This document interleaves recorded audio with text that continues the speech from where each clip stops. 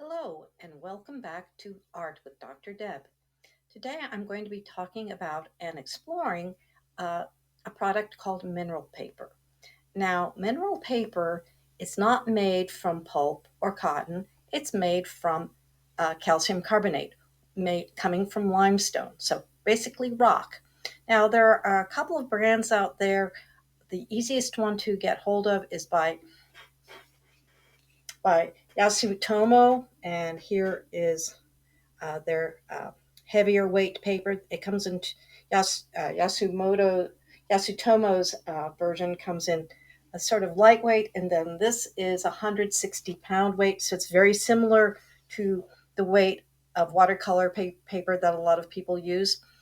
And as I said, it's made from calcium carbonate, in other words, limestone.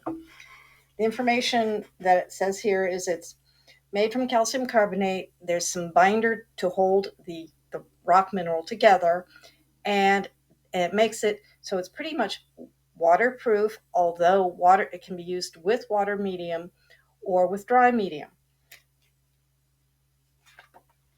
And as you can see, it's a very bright white. It feels very much like vellum. It has this sort of velvety surface. And what I'm going to be doing is applying some watercolors and maybe some inks to see how it responds. I will put some things down on it, let it dry, and then come back and see if I can lift any of the paints up or what happens if I add extra water. I expect it to behave differently than, say, regular watercolor paper, but it also will probably behave differently than another alternate product for watercolor called Yupo, which basically, in my opinion, is just sheets of opaque plastic. So I'll see you over at my work spot.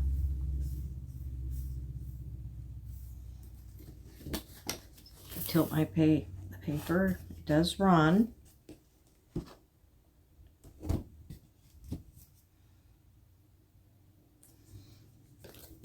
And depending, may cause some interesting streaks by the way it runs. So interesting cloud shapes. But see, it's very hard to make just a regular smooth wash because of the way the water kind of sheets up on the paper and doesn't really soak in.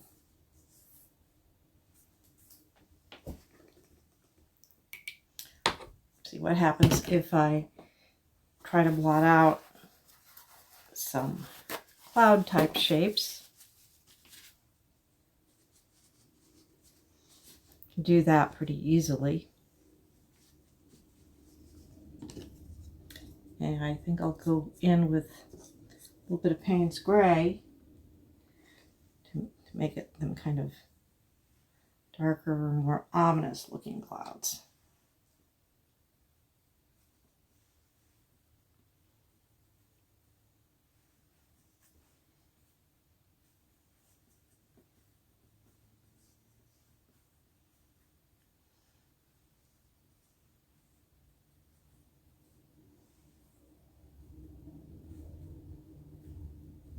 Now I'm going to put in a little bit of land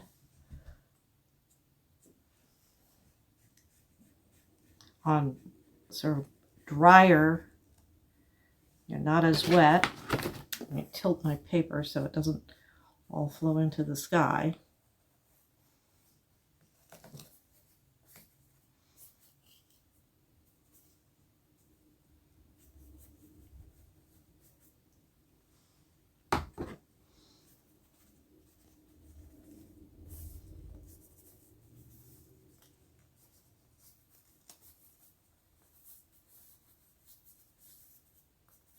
I'm just trying to make patterns with my brush on the dry paper.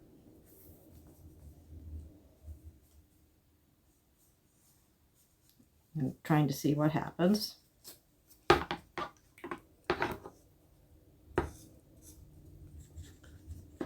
And a little bit of green type color.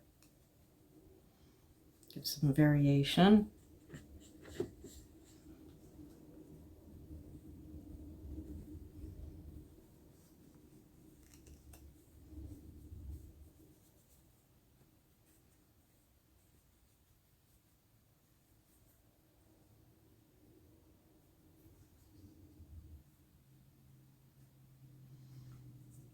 Okay. Now I'm going to try some salt. See what happens, see if I get any salt effects in places.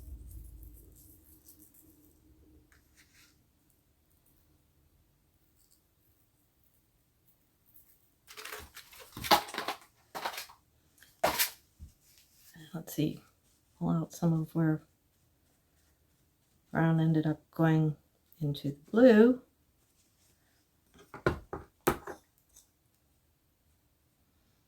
Go back and put in a little bit more blue.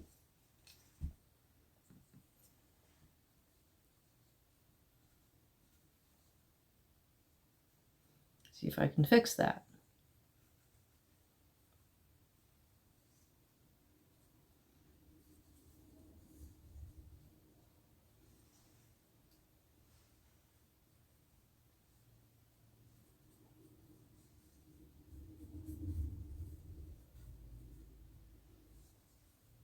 So make swirly clouds.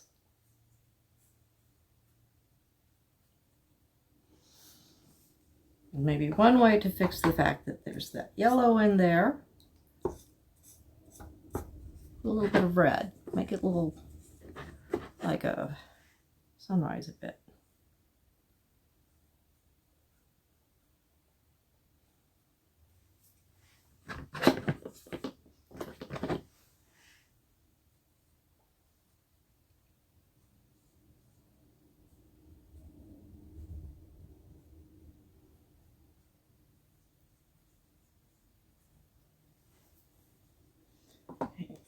Now let's see what happens if I spray a little bit of alcohol, because sometimes that can give interesting effects.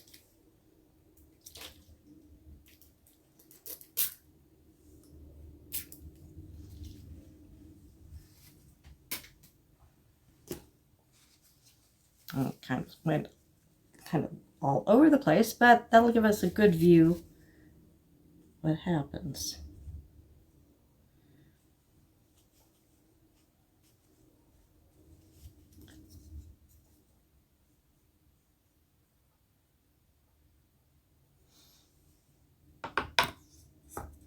So we'll let this dry, and when I come back, we'll see what we can make out of it.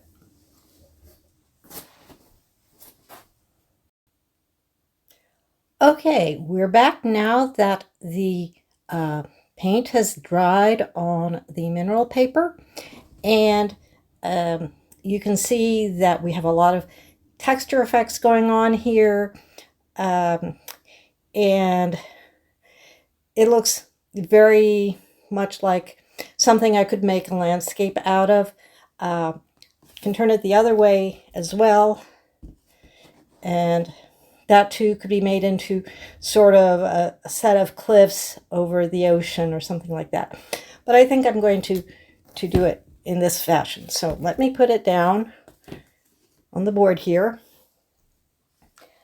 And what we will be exploring now is some of the effects that we can get with the mineral paper using wet on dry types of effects.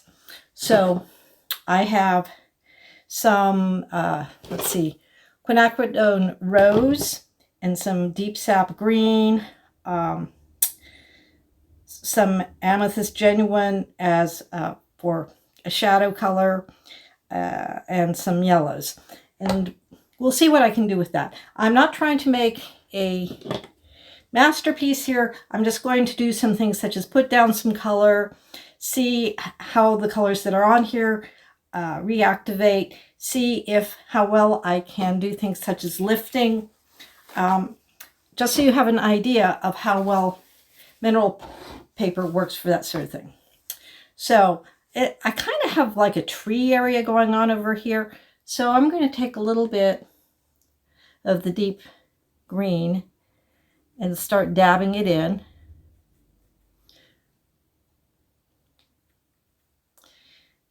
Just to get an idea of a tree kind of shape, because it looks kind of like a tree over here.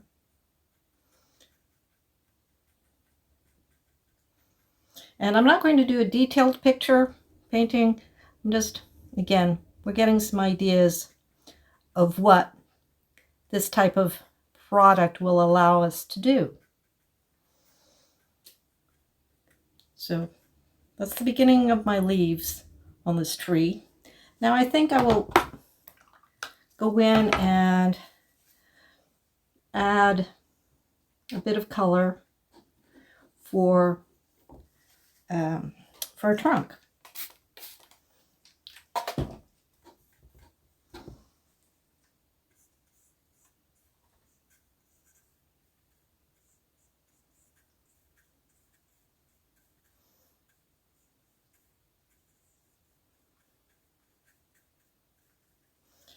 And let's see what happens if I try to lift some of this color. And you notice that where I put down some of the salt texture is still there on the trunk of the tree. So I've just dried up my brush, and I'm going to go in and see what I can do. Well, that seems to lift fairly well. So I can give the trunk of the tree some character like that. Maybe I'll go in and put a little bit more green. Well, maybe I'll put in a little bit of yellow as well, the green. And then give it a spray and see what happens.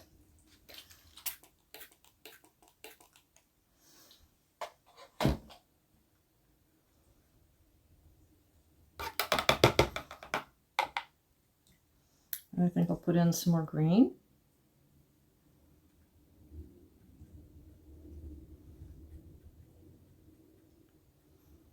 Make our tree a bit larger.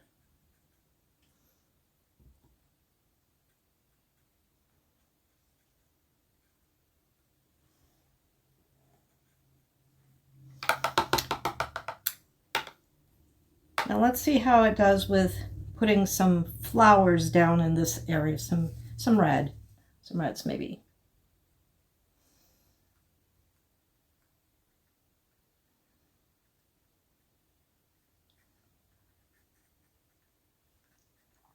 Just an idea of some flowers of various kinds.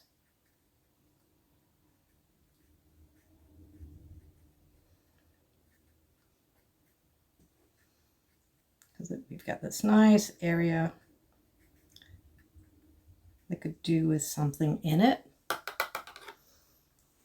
See, I also have a bit of lavender-ish color in my little palette here. Some of that in there too. I'll probably go in later and put some darks in and some greens to make it look more like a area of wildflowers.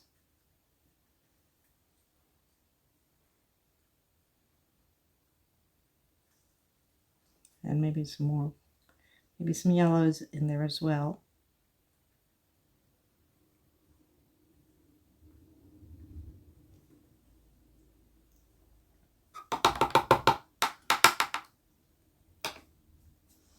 Let's see now.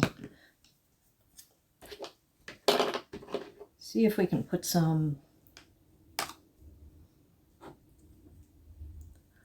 fine grasses. Oops, that's not a fine grass. Let's see how well it cleans up. Yeah, I'm not sure if I like this. So we'll just clean them up. It's not quite the right size brush for that, or the right tool.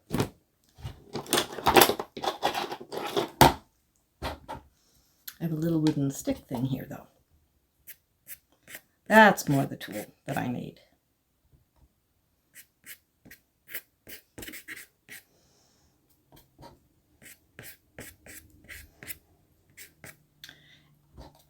And this kind of texturing that I ended up with is reminiscent, at least to me, of the colors one might see in an Arthur Rackham painting.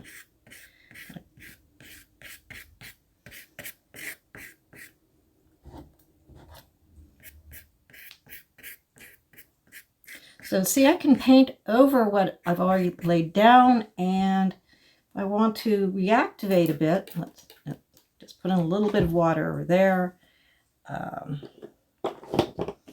Take my brush, my number 10. It still has some pink on it. And if I rub a little bit, the surface does reactivate.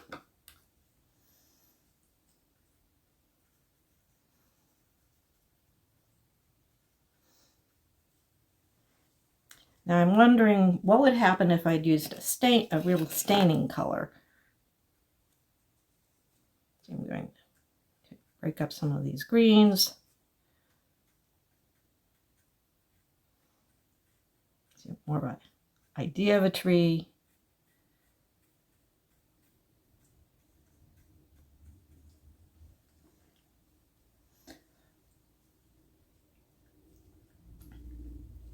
So I'm looking around to see if I have anything that might be staining.